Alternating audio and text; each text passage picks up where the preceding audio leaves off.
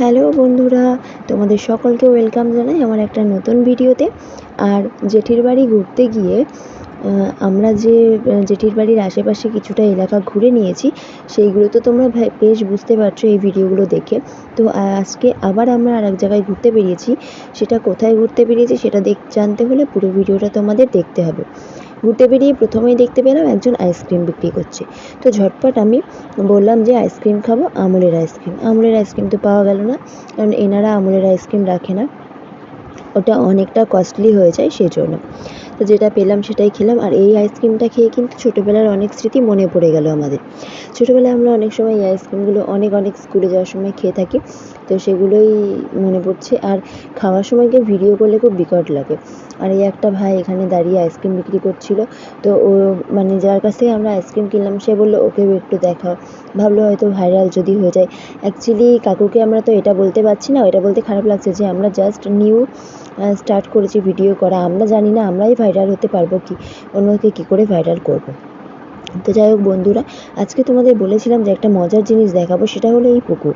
এটা কিন্তু সেই সতীমায়ের মন্দিরের বাইরে যে পুকুরটি ছিল সেই পুকুরটি। এখানে স্নান করে কিন্তু শোনা গেছে যে বোবারাও কথা বলতে পারে। একটা কথা আছে না যে বিশ্বাসে মেলে বস্তু তর্কে বহুদূর, এই কথাটা কিন্তু একদম বাস্তব। মানে তুমি যদি বিশ্বাস করে কোনো কিছু করো সেটা কিন্তু তোমার সফল হবে। তো সেরকমই। আর এই পুকুরে স্নান করে গিয়েই দণ্ডি কাটতে কাটতে মায়ের পুজো দিতে যান মায়ের বহু ভক্তরা। তো এর নাম হচ্ছে হিমসাগর। আর পুরোটা কিন্তু লোহার ব্যারিকেড দিয়ে ঘেরা রয়েছে। আর তাছাড়া এই যে এখানে আবার সান বাঁধানো রয়েছে। আর এই যে এখানে একটা কাকু ঘুরে বেড়াচ্ছে, তার পিছনে যে মন্দিরটা দেখা যাচ্ছে এটা কিন্তু সতীমায়ের মন্দির একদমই না, এটা বাইরের একটা মন্দির। আর এখানে যে বাদিকে যে রাস্তাটা দিয়ে আমরা এখন যাচ্ছি, এই রাস্তাটা দিয়ে আরেকটু বাদিকে গেলেই সতীমায়ের মন্দির পড়ছে। তো এই পাশে যে মন্দিরটা রয়েছে, এই মন্দিরটা তোমাদের দেখানোর আগে একটা জিনিস দেখায়। খুব সুন্দর একটা মূর্তি রয়েছে এখানে। এটা হচ্ছে কার মূর্তি তোমরা কে কে জানো শেষে কমেন্ট করো। আমি ভিডিওর লাস্টে বলে দেবো যে মূর্তিটা কার মূর্তি। ততক্ষণে তোমরা পুরো ভিডিওটা দেখতে থাকো আর গেস করতে থাকো। এটা কিন্তু আমাদের বাঙালিদের অনেকেরই চেনার কথা। বাঙালিরা অনেকেই হয়তো এই মূর্তিটাকে চিনে থাকে। বাঙালিরা কেন, অনেকেই চিনতে পারে এই মূর্তিটা, কারণ এই মূর্তির অনেক গল্প আমরা জানি। আর এই সেই মন্দিরের চূড়াটা কিন্তু খুব সুন্দর। আর মন্দিরের বাইরে অনেকে বসে রয়েছে। আর মন্দিরের পাশে একটা স্কুল আছে, সেই স্কুলে নাকি আমার ননদ মানে অর্পিতা ওরা পড়াশোনা করেছে। ওই স্কুলটা তো আমি দেখাতে পারবো না। স্কুল আমার ভীষণ প্রিয়। স্কুলের ভিতরে, স্কুল বন্ধ অবস্থায় স্কুলের ভিতরে যেতে খুব ভালো লাগে। আমার বাপের বাড়ির পাশেও আমরা যে স্কুলে পড়াশোনা করেছি সেই স্কুলটা। আমি যতবার বাপের বাড়ি যাই একটু একটু করে ঘুরে নিই। এবারে যখন যাব অবশ্যই তোমাদেরকে একবার ঘুরিয়ে নেব।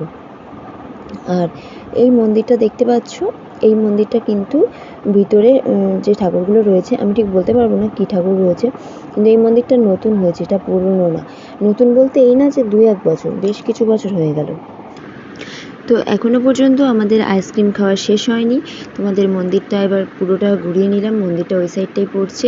আর এই পাশে যে মন্দিরটা আছে বললাম তোমাদেরকে, সেই মন্দিরটা তোমরা একটুখানি দেখে নাও, আশা করি তোমাদের ভালো লাগবে। আইসক্রিম খাওয়া শেষ হয়নি আর বারবার করে এই আমি বলছি যে আমরা আইসক্রিম খাবো সেই ভিডিওটা করো না, বলছে না ওই ভিডিওটাই করব। এরকম করে অনেকক্ষণ ধরে হাসাহাসি করছিলাম। আর জানি না কেন ভিডিওগুলো মাঝে মাঝে আটকে যাচ্ছে।